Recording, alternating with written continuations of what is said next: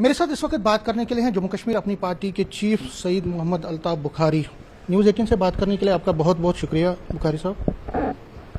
आज लेट श्यामा प्रसाद मुखर्जी की बरसी है, डेथ एनिवर्सरी मनाई जा रही है। और जब मैं बीजेपी से आज मिला था, उन्होंने कहा कि कई ताकतें हैं जो 370 की रेस्टोरेशन की अभी भी बात कर रहे हैं, लेकिन वो कह रहे हैं कि वो हिस्ट्री है। आप भी तो पहले से ही कह रहे हैं कि हिस्ट्री है। देखिए, 370 को जिस अंदाज से भाजपा ने जम्मू कश्मीर से हटाया, वो भाजपा की सियासत पे एक बदनुमा दाग है। ये एक जमहूरी मुल्क है। अगर लोगों को एतमाद में लेके इस पे कोई डिस्कशन पहले हुआ होता है और उसके बाद हटाया जाता है, एक ब्रूट मेजॉरिटी से भाजपा ने इसे पार्लियामेंट में उठाया। इसे नहीं कहते हैं कि ये कोई जमहूरी फैसला था।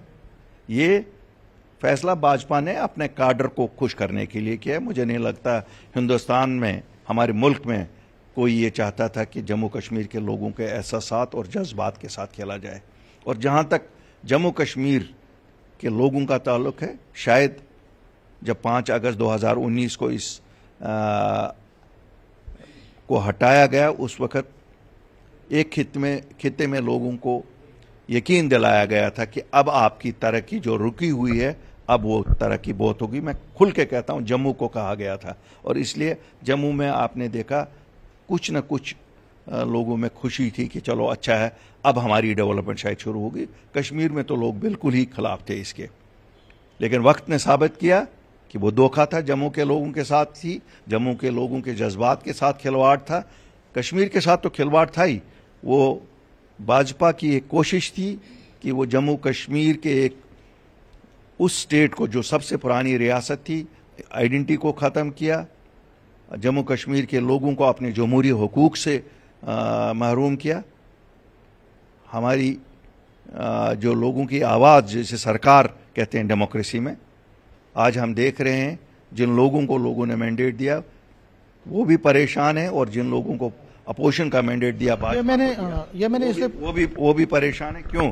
भाजपा कहती है हम सरकार में है, नेशनल कॉन्फ्रेंस कहती है हम सरकार में है। उस पर आऊंगा। रहुला साहब, क्योंकि मैंने इसलिए सवाल ये पूछा, सईद आगा रहुला साहब को आपने एक नसीहत दी थी। आपने कहा था कि एक एमपी क्या कर सकता है। उन्होंने वापस में कहा कि आप जो है बिक गए थे, आपने इस पर सरेंडर किया। और अभी भी ऐसी आवाजें आ रही हैं आपके बारे में कि वो कह रहे हैं कि जी आपने सरेंडर किया। तो आज आपका पोजीशन क्या है? आज मैं आपको बता दूं, कुछ पाने के लिए कुछ खोना भी पड़ता है। और हमारे पास 5 अगस्त के बाद कुछ खोने के लिए कुछ नहीं था। जो हमसे पहले यहाँ हुक्मरान रहे 1947 से आज तक, उन्होंने सब बेचा था दिल्ली वालों को। उन्होंने कुछ नहीं रखा था जो बेचने के लिए था। इसलिए अल्ताफ बुखारी के पास बेचने के लिए कुछ नहीं था। अल्ताफ बुखारी के पास कुछ वापस लाने के लिए एक ही चीज़ थी। एक वो 40 लोग सियासतदान, लीडर, जिनको मैंने अपने साथ उस वक्त निकाला, उनकी अपनी छवि, उनकी अपनी इमेज और अल्ताफ बुखारी की अपनी छवि और इमेज, उसको दाव पे लगाया, अपनी इज्जत को दाव पे लगाया। लेकिन आज मुझे कहते हुए गर्व हो रहा है कि हमने वो कुछ वापस लाया जिसके लिए आज भाजपा कह रहे हैं ना कि हम श्यामा प्रसाद मुखर्जी की बरसी मना रहे हैं। श्यामा प्रसाद मुखर्जी ने तो जान दी थी इसलिए कि जम्मू कश्मीर में हर एक जमीन खरीद सके। क्या खरीद सकता है कोई? क्या खरीद सकता है इनके 370 उठाने के बाद भी? क्या जम्मू कश्मीर में कोई बाहर का आके नौकरी कर सकता है जम्मू कश्मीर के वासी के बिना? ये कैसे हुआ? 370 तो उन्होंने उठाया था, 35 से तो उन्होंने उठाया था। लोग क्या सड़कों पे निकले? नहीं निकले, एक आदमी भी नहीं निकला। ये तब मुमकिन हुआ जब अल्ताफ बुखारी और अपनी पार्टी सामने आई। हमने अपनी इज्जतें दाव पे लगाई, हमने अपनी रेपुटेशन दाव पे लगाई, हमने अपने पॉलिटिकल कैरियर्स दाव पे लगाए। लेकिन लोगों के लिए वो कुछ करके लाए जो 5 अगस्त 2019 को इन लोगों ने हमसे छीना था। द राइट टू प्रॉपर्टी, सुनिए, right to property, right to jobs, हमने वो प्रोटेक्ट की। और मेरे लिए तो 370 वही है, मेरे लोगों के लिए 370। और मुझे क्या फायदा था? मेरे जम्मू कश्मीर के वासी को और क्या फायदा था? और तो कोई फायदा नहीं था। आप मुझे बताओ, सब कह रहे हैं ना कि 85,000 डोमिसाइल्स हुए। 871वां मुझे दिखाओ, 871वां, 871। I challenge everybody, it is only possible क्योंकि अल्ताफ बुखारी और अपनी पार्टी ने पैसे नहीं लाए वहां से, इक्तदार नहीं लाया वहां से। अगर लाया तो वो कुछ लाया जो आज जम्मू कश्मीर लोगों का, अगर आज यहां आप देख रहे हैं कि पंजाब से लोग आके नहीं जम्मू में रह रहे हैं, अगर आज आप देख रहे हैं राजस्थान से आके लोग नहीं बस रहे हैं या कहीं मुल्क के किसी किनारे से नहीं बस रहे हैं, मैं जम्मू की बात कर रहा हूं, कश्मीर की बात तो छोड़ो, वो खाली अपनी पार्टी और अल्ताफ बुखारी की वजह से। आप जब पिछले कई सालों से रियासत के दर्जे की बड़ी वकालत आप कर रहे हैं और आपने बार बार ये कहा कि रियासत को अपना हक मिलना चाहिए, उसके दर्जा वापस। अब जब डॉक्टर फारूक अब्दुल्ला ये कह रहे हैं कि हमने बहुत वेट किया, अब हम सुप्रीम कोर्ट जाएंगे, तो आप क्यों शक कर रहे हैं और आप क्यों नहीं उसको सपोर्ट कर रहे हैं? देखिए, हम किसी भी चीज को कहते हैं ये मरकजी सरकार के हदे इख्तियार में है। अगर आप वही चीज आज कह रहे हो जो हम लोग पिछले 5 साल से कह रहे थे, अगर हम कह रहे थे कि मरकजी सरकार के साथ हाथ में हाथ डाल के चलना है क्योंकि जम्मू कश्मीर को जितने गाँव दिए हैं मरकजी सरकारों ने दिए हैं और उनका मदावा भी वहीं है, तो भाई हाथ में हाथ डाल रहे हो, कह भी रहे हो, कर भी रहे हो सब कुछ, लेकिन हासिल तो कुछ नहीं हो रहा है। कुछ हमारे लिए तो कुछ नहीं ला रहे हो जम्मू कश्मीर के लोगों के लिए।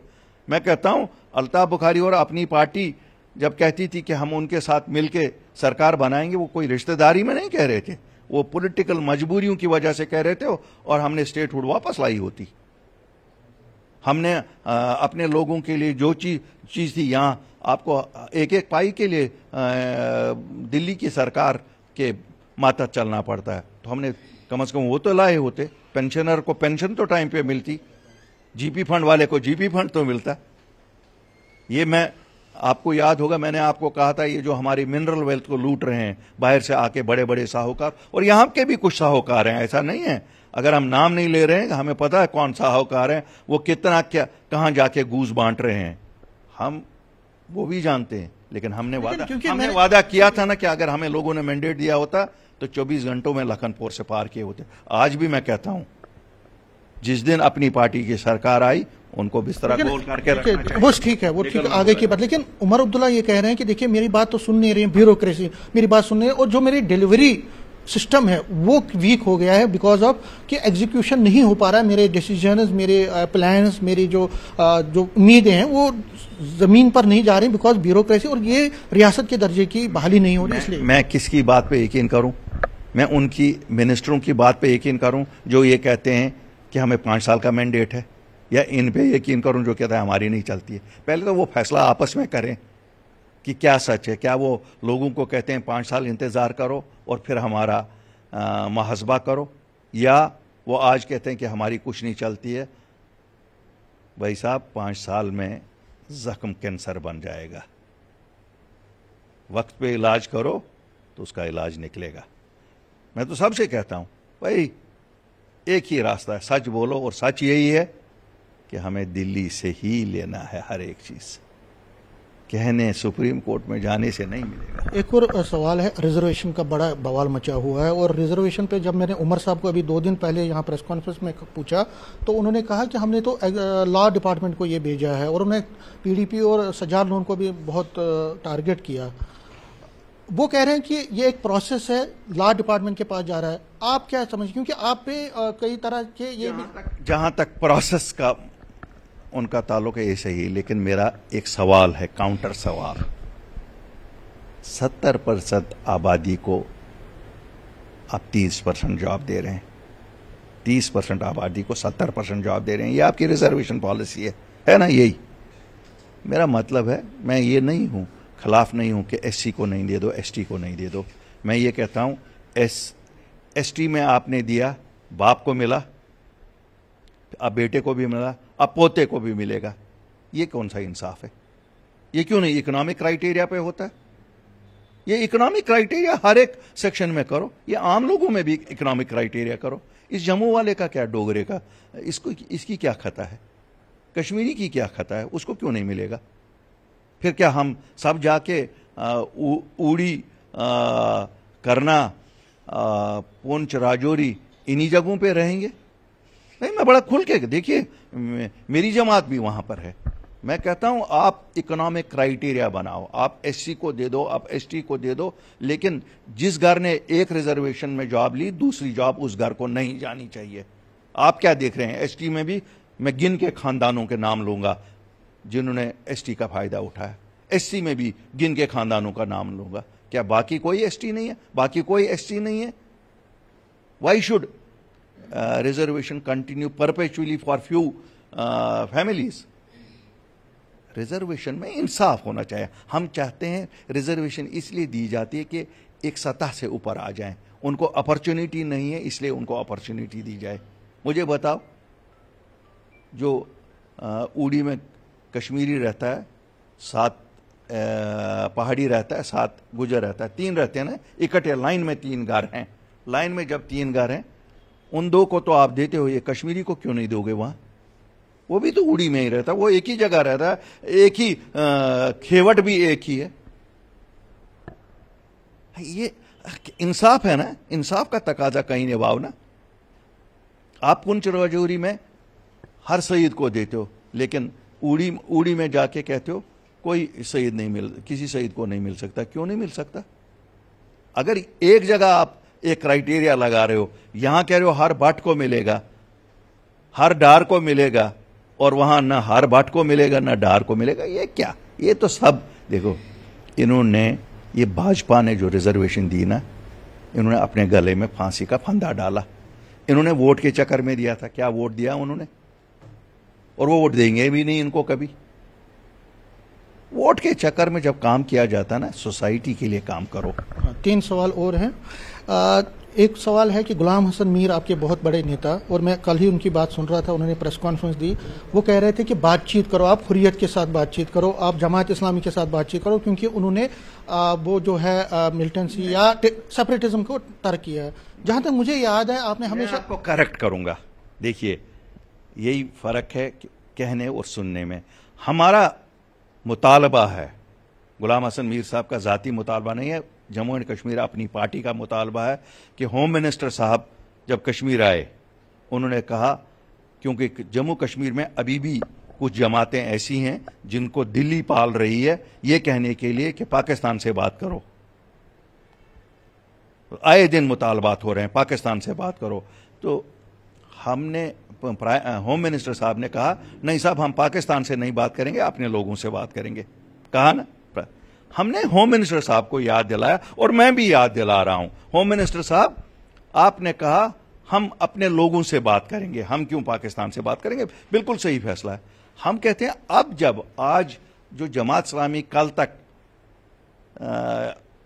नेशनल विचारधारा में नहीं थी, आज वो भी नेशनल विचारधारा में है। आज जब हुर्रियत भी, आप आए दिन होम मिनिस्टर साहब, सुना है आप नजदीक हो रहे हैं, सुनिए से, होम मिनिस्टर साहब आए दिन कह रहे हैं कि हुर्रियत वालों ने, उस लीडर ने कहा हम हिंदुस्तान के साथ है, इस लीडर, जब सब कह रहे हैं तो साहब अपने लोगों से बात करो। मेरा मतलब नहीं है हुर्रियत से बात करो, अपनी पार्टी का मतलब, हमारा मतलब है अपने लोगों से बात करो। एक और सवाल है, जी जी, एक और सवाल, ईरान और इसराइल की जो लड़ाई है उसमें पीडीपी की हम सुन रहे थे, और बाकी वो कह रहे हैं कि वो एक्चुअली मुस्लिम कार्ड, ऐसा बीजेपी कह रही है कि वो मुस्लिम कार्ड खेल रहे हैं, वो कोशिश कर रहे हैं उसको एक पॉलिटिसाइज करने की, इंटरनेशनल अफेयर्स को, और एक्सटर्नल अफेयर्स का जो इसमें अपना रोल है उसको ना, उस पर ज्यादा भरोसा न करते हुए वो ये कह रहे हैं कि इंडियन गवर्नमेंट जो है वो काम अच्छा नहीं करे। आपके पार्टी का स्टैंड क्या है इस ईरान इसराइल कॉन्फ्लिक्ट में? जहां तक इंटरनेशनल रिलेशंस का मसला, ये तो प्राइम हिंदुस्तान की सरकार का, हमारी सरकार का ये है। इंसानी बुनियादों पे हम कहते हैं जंग कहीं पे भी नहीं होनी चाहिए। बाकी किस मुल्क को सपोर्ट हमारा मुल्क करता है, किस मुल्क को नहीं करता, मुझे नहीं लगता है कोई वाज़िया तौर पे अभी हमारे मुल्क ने कोई स्टैंड लिया है। लेकिन जहां इंसानियत का कत्ल हो, हम उसकी तनकीद करते हैं, कातिल कोई भी हो। Aggressor can be anybody, we have nothing to do with. Aggressor aggressor है, जहां पर जो एग्रेसर है, और जहां मजलूम है, मजलूमों के साथ हम खड़े हैं, जालिम के खिलाफ हैं। लास्ट में पहलगाम अटैक, और हर एक ने उसमें मजम्मत की, आपने की, सबने की। दो पकड़े गए हैं जो मददगार है, और ये बड़ा चैलेंज है क्योंकि जो लोकल सपोर्ट है उस पर बहुत ज़्यादा प्रॉब्लम सिक्योरिटी एजेंसी भी मानती है कि एक बड़ा कंसर्न है। आपने ये कहा आप बातचीत की भी वकालत कर रहे हैं, लेकिन जो एक नैरेटिव है, एक जो चीज़ है वो ये है कि अभी भी कोई सपोर्ट सिस्टम को दे रहा है, जो लोकल सपोर्ट है वो टेररिज्म को सपोर्ट कर। क्या ये एक चैलेंज है और इसको किस तरह निपटा? मैं आपको एक सवाल करता हूं उल्टा। आज 2 महीने के बाद हमारी जांच की एजेंसियां कहती हैं 2 लोकल्स ने उनको सपोर्ट किया। क्या उन लोकल्स को पता थी ये कौन है? नहीं। वही जांच एजेंसी कहती है उनको पता नहीं थी।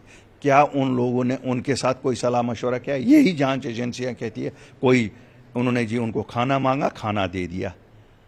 यहां रिवायत है जो बंदूक लेके आएगा उसको खाना मिलता है। वो जम्मू में भी डर के मारे हुए, वो जम्मू में भी आपने देखा, वो आपने उसको किसी फिरके के साथ आप ये नहीं लगाओ। वो जम्मू में भी आपने देखा, वो आपने हर एक जगह देखा, क्योंकि जब पहचान नहीं है किसी की तो क्या आप करेंगे? किसी को किसी की पहचान नहीं थी। जब सिक्योरिटी एजेंसीज को 2 महीने लगे ये कहने में, वरना दूसरे दिन तो उन्होंने स्केचेस दिखाए थे। तो मुझे बताओ उस आम सीधा लो आदमी को कहां पता लगेगी जिसने उससे खाना लिया वो कौन है? जिसमें हमारी बेहतरीन एजेंसी को 2 महीने लगे ये पता करने में कि उन 3 लोगों ने खाना कहीं खाया। उस बेचारे को तो पता भी नहीं होगी खाना खिलाने वाले को। तो इसलिए लोकल सपोर्ट की बात जहां तक मैं आपको कहता हूं, I can say with full sense of responsibility, Kashmiri इतनी नफरत मिलिटेंट और मिलिटेंसी से करता है जितना कोई कुत्ते और बिल्ली का बैर होता है, इतनी। लेकिन अफसोस है उस पर भरोसा नहीं किया जाता है, बार बार उसको शक के दायरे में लाया जाता है, बार बार उसको वो तनकीद की जा रही है जिसका वो मुर्तकिब नहीं। एक लास्ट में छोटा सा जवाब भी चाहूँगा कि अब आगे के जो है कई चुनाव हैं, अभी तो फिलहाल नहीं है, हो सकता है अगले कुछ महीनों में हो, जिसमें बाईपोल्स हैं, पंचायत पोल, म्यूनिसिपल पोल, बहुत सारे पोल।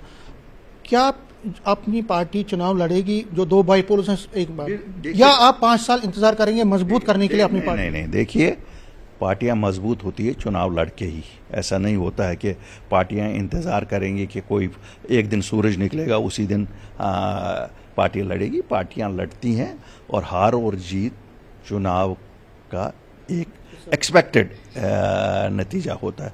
जहां तक आज अपनी पार्टी का ताल्लुक है, मुझे फख्र से कहता हूं कि आज सभी लोग ये कहते हैं कि अपनी पार्टी वाहिद पार्टी थी जिसने सच बोला। ठीक है, इमोशनली शायद लोगों ने उस स्टेटमेंट को एक्सेप्ट नहीं किया था, लेकिन आज तो वही हकीकत है ना जो हम इलेक्शन से पहले कह रहे थे, जो सरकार में आज उनके लोग भी तो कहते हैं कि आज वही सच है। और सच हमेशा सच ही रहता है। पावर खाली इलेक्टोरल पावर ही नहीं होता है, power is also when you rule the hearts and minds of your people. जब आप लोगों के दिलों और दिमाग पे छा जाते हो, इंशाल्लाह अपनी पार्टी सच की राजनीति का हमेशा रखेगी।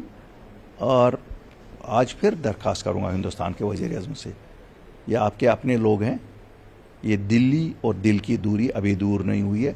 क्यों? इसको इस प्रिज्म से ना देखिए कि हिंदुस्तान में आपको वोट कितने मिलेंगे, क्योंकि ये मुस्लिम अक्सरियती रियासत है। इसको इस प्रिज्म से देखिए कि ये बफर है आपको ज्योग्राफिकली पाकिस्तान के साथ, चाइना के साथ, अफगानिस्तान के साथ। और ये वो लोग हैं जो पहली गोली सीने पे खाते हैं, ये पीछे से नहीं गोली खाते हैं। न्यूज़ 18 से बात करने के लिए शुक्रिया। कैमरामैन चांद के साथ में समीर भट्ट, न्यूज़ 18 जम्मू।